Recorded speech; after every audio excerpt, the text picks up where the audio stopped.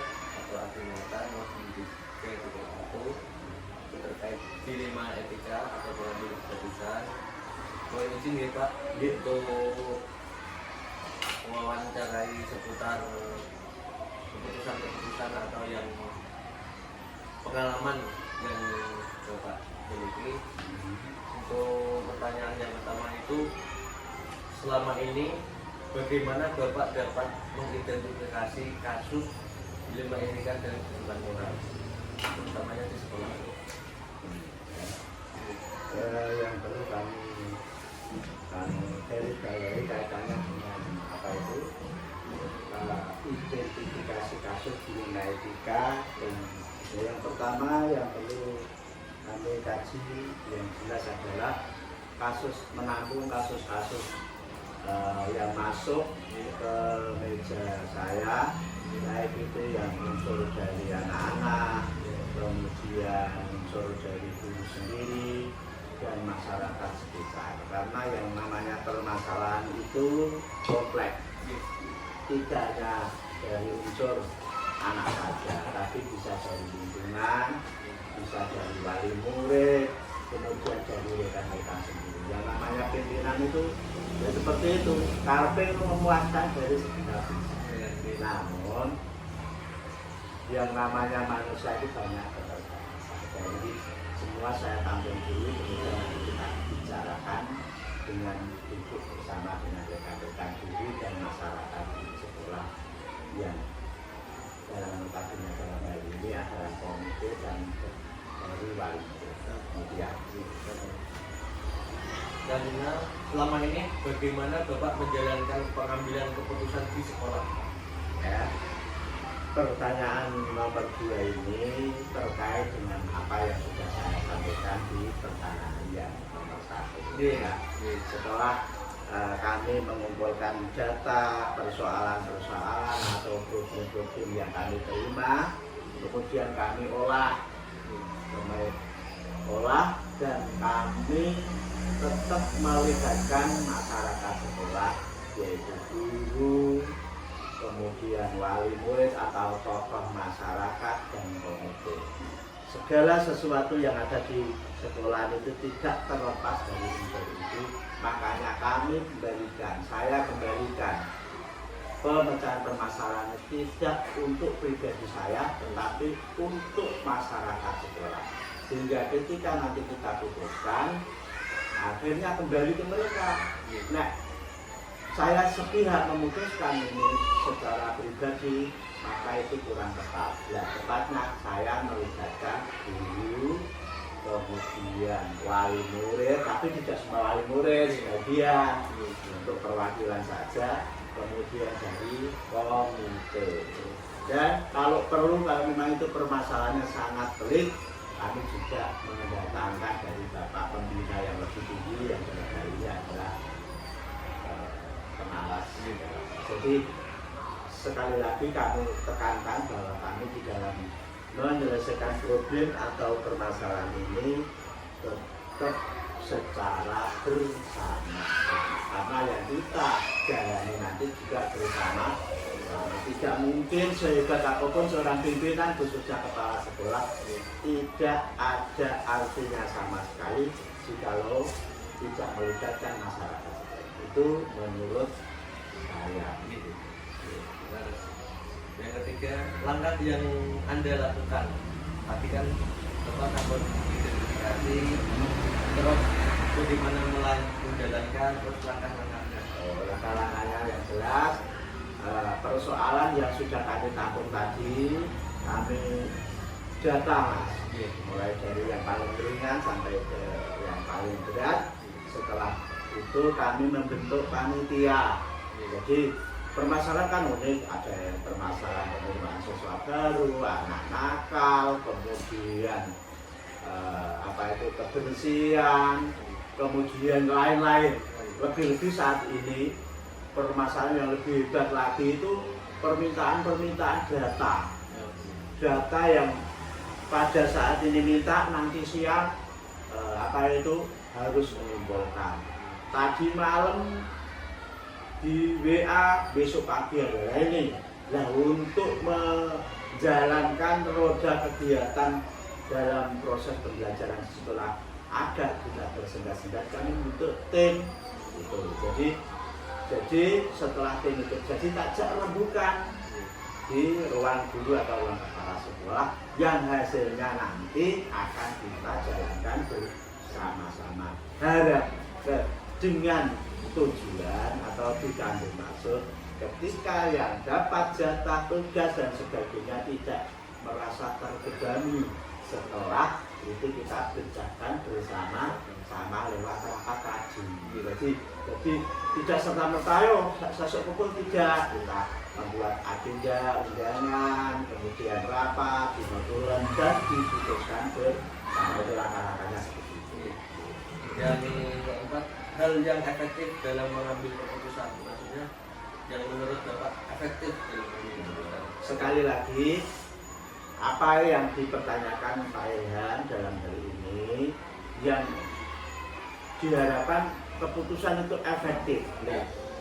Yang namanya efektif itu segala sesuatu yang kita putuskan itu bisa bermanfaat dan tidak terlalu bertele-tele di dalam melaksanakan kebijakan tadi.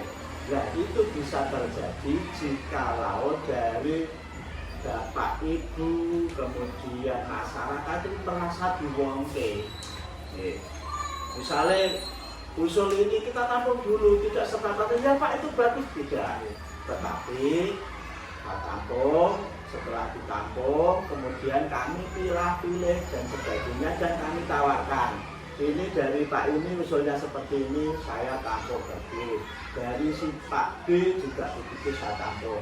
Dari Pak Komite dan sebagainya. Dan tidak menutup kemungkinan masukan dari masyarakat, stakeholder dan sebagainya.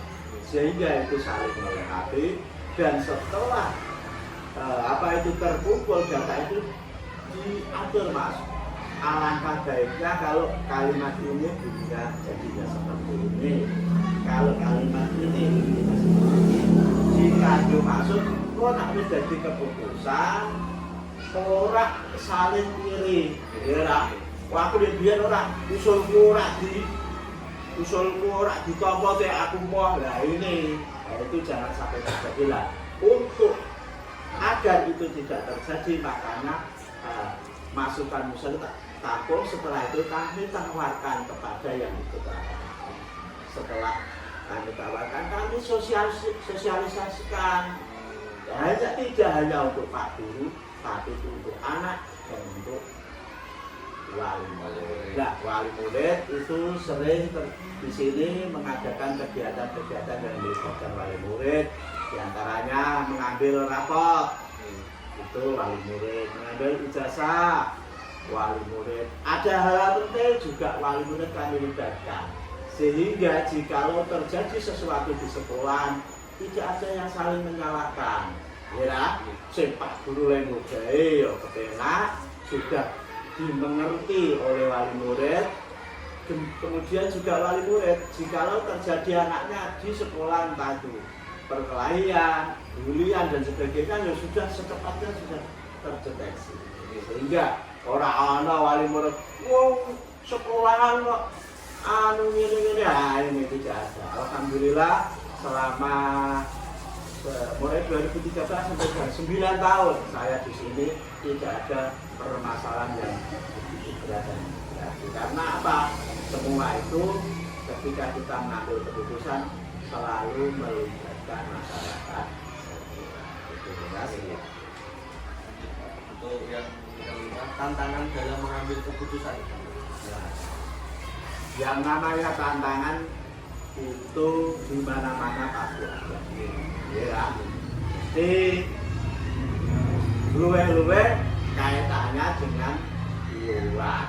Ya, di sana-sana digembar-gemburkan sing jenenge ada bos itu sekolah tidak ada iuran sama sekali, itu tidak. Nah, yang namanya uang bos itu digunakan untuk kegiatan operasional sekolah. Nek dicake temenanan tidak cukup. Makanya supaya bisa cukup, kami berkolaborasi bekerja sama dengan wali murid dan tokoh-tokoh masyarakat yang pendidikan. Apa tadi yang ditanyakan? Tantangan dalam Tantangan. Nah ini, itu begini Mas.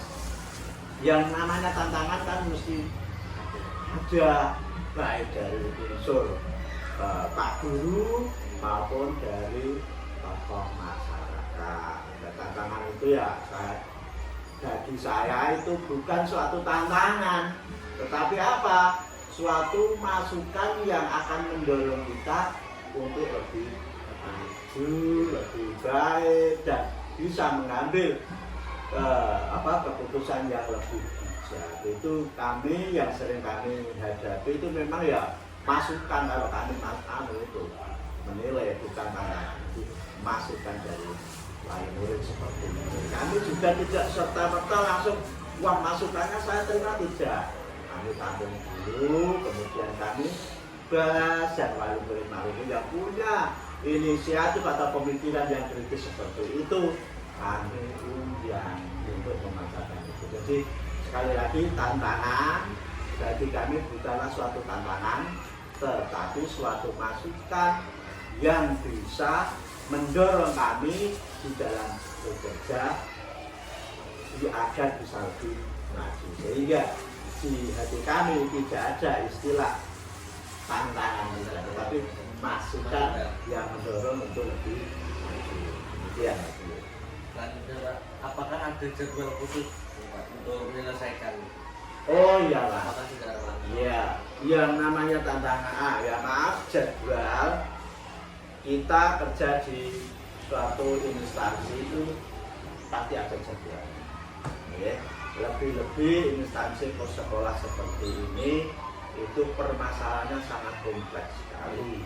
Mulai dari pengadaan barang-barang di sekolah, kemudian implementasi kegiatan dari pembaruan kurikulum, kemudian program yang ada pemerintah harus terprogram atau istilah dijadwal. Karena apa? Tanpa jadwal yang rapi ya nanti berantakan. Karena kondisi sekolah kita itu ya alhamdulillah jumlah muridnya cukup banyak, gurunya kami anggap masih kurang menurut kami. Sehingga ini perlu penjadwalan yang sangat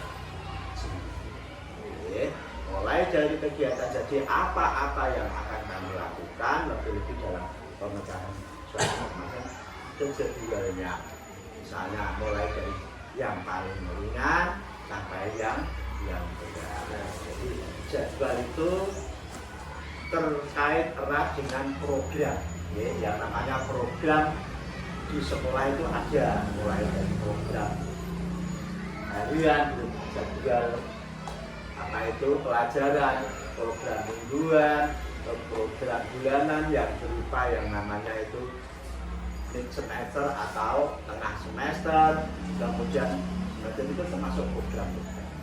Ya, permasalahan diantara permasalahan anak kesulitan belajar ya. Kita setiap dari satu itu kami sering berkumpul mengadakan supervisi dengan Bapak Ibu guru yang membahas kesulitan-kesulitan apa yang dihadapi di sekolah, sehingga jelas untuk pemecahan masalah dalam hal ini di sekolah kami itu tetap kami jadwalkan yang sering minimal sebulan sekali minimal, karena permasalahan itu nah ditunda-tunda lama-lama ya nanti saya numpuk ibaratnya penyakit saya nemen, saya muda, saya kronis gitu. Ini dia hasil. Untuk yang tertuju, adakah faktor atau orang yang membantu dalam mengambil keputusan?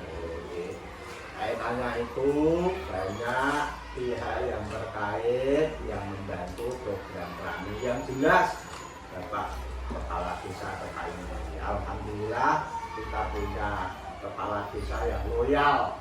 Contohnya masalah sampah itu kan permasalahan. Sampah itu di mana-mana itu jadi permasalahan. Entah itu sampah plastik atau sampah organik. Jadi yang dipertanyakan Pak Ilham dalam hal ini ada, dijawab ada, secara singkat ada. Buktinya apa Pak? Bukti atau aksi nyatanya kemarin saya dalam Musen dan Des mengusulkan kalau pembuangan sampah penduduk itu sempat dibuang di depan kelas ini. Ini satu contoh ya, belum yang lain. Itu alhamdulillah dalam usul kami sampaikan, alhamdulillah dibantu oleh Pak Petinggi yang pembuangan sampah itu diuruk pakai lemak atau tanah. Alhamdulillah sudah 1 bulan lebih penduduk yang tadinya membuang sampah di depan sekolah kita sekarang sudah tidak lagi. Kemudian pihak lain yang membantu, tenaga administrasi kita, Pak Aris itu selain jadi guru kelas 1 juga saya suruh bantu jadi tenaga administrasi, yaitu saya suruh buat banner. Nah, jadi orang kepala gawe dhewe masak dhewe ngedoni dhewe nggih bukan, tapi kami terjatuh. Dan yang membantu kami jelas dari unsur guru dan stakeholder, khususnya Bapak Petinggi Kedusan. Demikian Mas. Terakhir Bapak, Terakhir, dari semuanya menurut Bapak apa pembelajaran yang dapat diambil? Pembelajaran yang dapat kami petik dari keseluruhan yang kami ceritakan mulai dari A sampai Z tadi, yang namanya permasalahan itu harus kita hadapi, ya, harus kita hadapi, jangan kita tinggal lari, ya nggak akan selesai. Nah, untuk menghadapi sesuatu itu harus persiapan, baik persiapan mental, persiapan pribadi, dan yang lebih tadi dukungan dari lingkungan. Ya, lingkungan saya diantaranya adalah Bapak Ibu guru, tokoh masyarakat, kemudian perangkat desa. Masyarakat ini tadi pertanyaannya yang khusus apa tadi ya? Apa pembelajaran? Pembelajarannya dengan itu kami bisa mengambil pembelajaran. Segala sesuatu yang kita hadapi pasti bisa kita pecahkan dengan satu syarat, kerjasama. Ini ya. Tidak mungkin sehebat apapun uang itu beringas orang bentar katakanlah. Tetapi permasalahan itu tidak butuh beringas orang bentar, tetapi kerjasama. Ya karena kita kerjasama tim, alhamdulillah apa yang kami tidak dapat orang lain dapat. Apa yang orang lain tidak dapatkan, yang lainnya juga. Sehingga hikmah atau yang kami petik kerjasama. Jadi kerjasama yang kompak akan membentuk suatu namanya kerja yang maksimal. Itu Mas, jadi kerjasama yang kami ya. Baik, terima kasih Bapak. Nanti sudah dijelaskan dan dipaparkan cukup membantu kita punya wawasan bagaimana menyelesaikan masalah. Terima kasih Pak. Assalamualaikum warahmatullahi wabarakatuh. Waalaikumsalam. Semoga apa yang kami sampaikan tadi bisa bermanfaat dan bisa menambah ilmu bagi Mas Ilham dan teman-teman. Itu ya Mas ya. Terima kasih.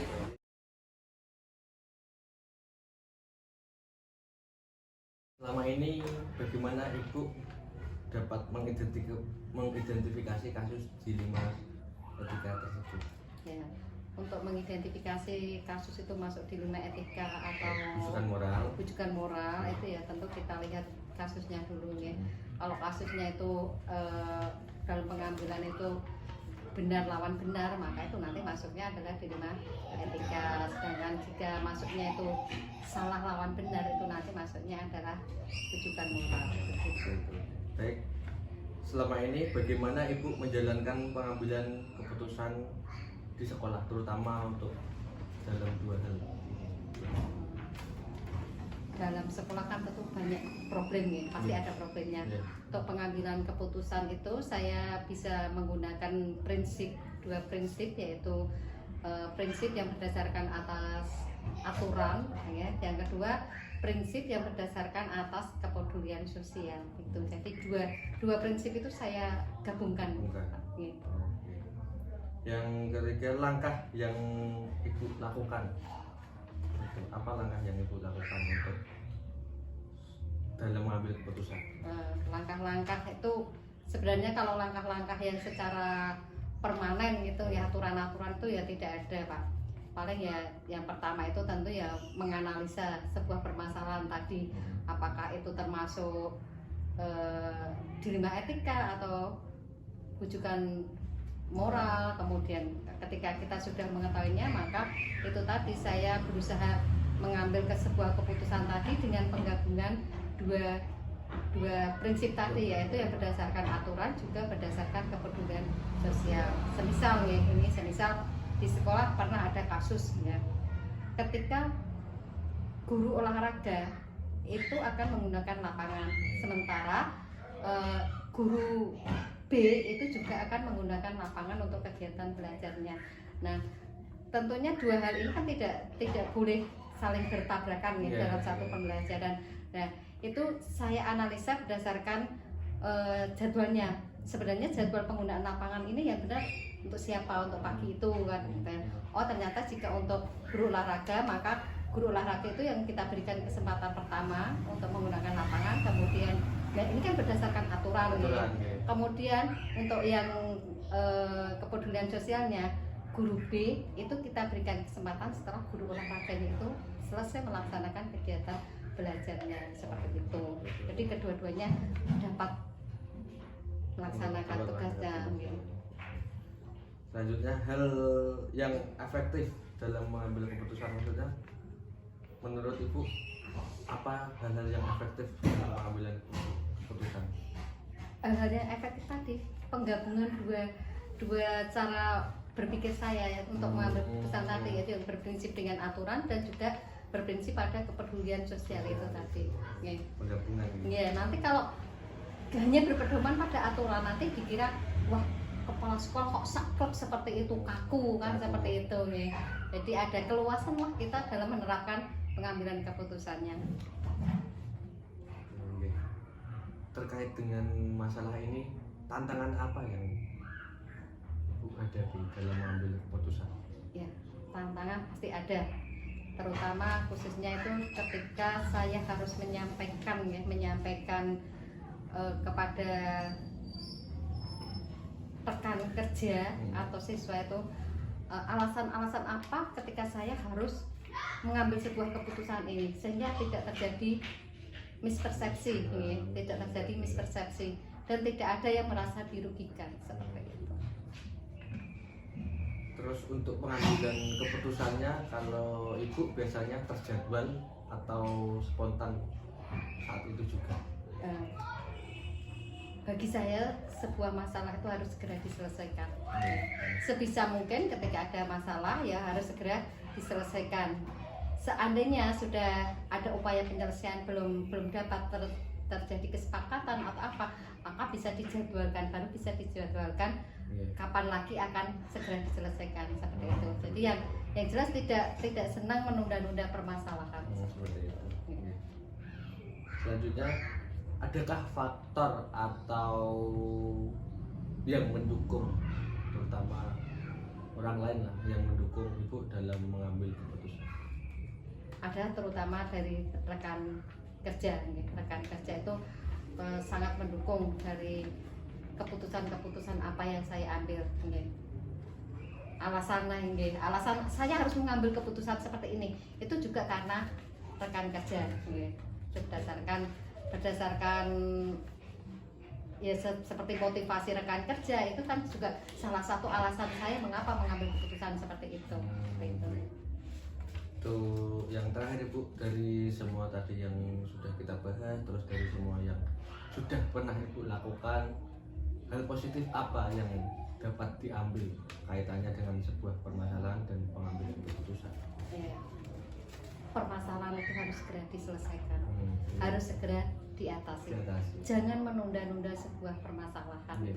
Karena dengan menunda-nunda sebuah permasalahan maka pikiran kita itu juga akan selalu dihantui atau akan terbebani juga. Tapi kalau ada permasalahan segera diselesaikan, pikiran juga akan lebih plong ya. Jadi istilahnya lebih baik segera menunda-nunda, termasuk tugas jangan menunda-nunda tugas. Selesaikanlah tugas secepatnya. Setidaknya kita tidak meninggalkan beban bagi pikiran kita, tetapi kita meninggalkan waktu luang untuk diri kita, untuk me time lah, seperti itu. Baik, terima kasih. Jadi garis besarnya jangan menunda-nunda pekerjaan. Iya, betul sekali. Jangan menunda-nunda permasalahan dan pekerjaan. Oh, iya, siap. Terima kasih Bu, terima kasih atas waktu dan ilmu sharing yang diberikan kepada saya. Semoga bermanfaat bagi saya. Ya, saya mohon maaf guys, Mas guys, bila dalam jawaban saya ini kurang berkenan di hati Mas Ilham ya. Jika ada cocoknya ya sumonggo, kalau mau diadop nih begitu saja ya Mas ya. Terima kasih Bu. Sami-sami. Assalamualaikum warahmatullahi wabarakatuh. Waalaikumsalam warahmatullahi wabarakatuh. Mari. Monggo.